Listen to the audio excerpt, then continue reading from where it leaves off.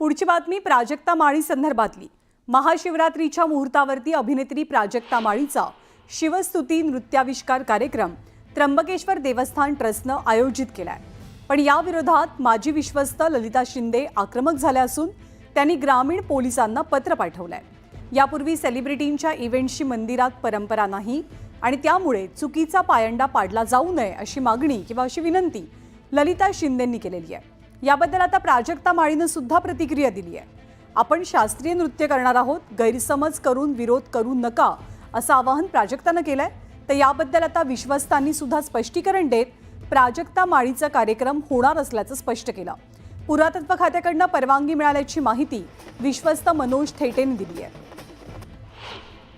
त्र्यंबकेश्वर देवस्थान ट्रस्टमध्ये आजपर्यंत इतिहासामध्ये असे कोणत्याही सेलिब्रिटींना घेऊन कुठलाही कार्यक्रम झालेला नाही आहे।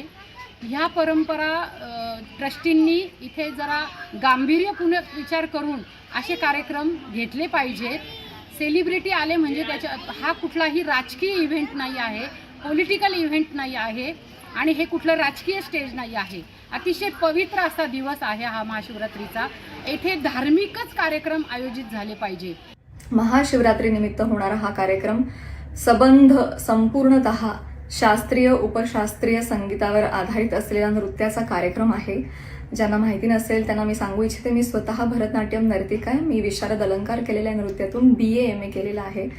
तर अपुऱ्या माहितीमुळे जर कोणाचा गैरसमज झाला असेल तर त्यांनी त्यांच्या मनातले किंतु परंतु काढून टाकावेत आणि समाजाची दिशाभूल करू नये अशी मी त्यांना विनंती करते।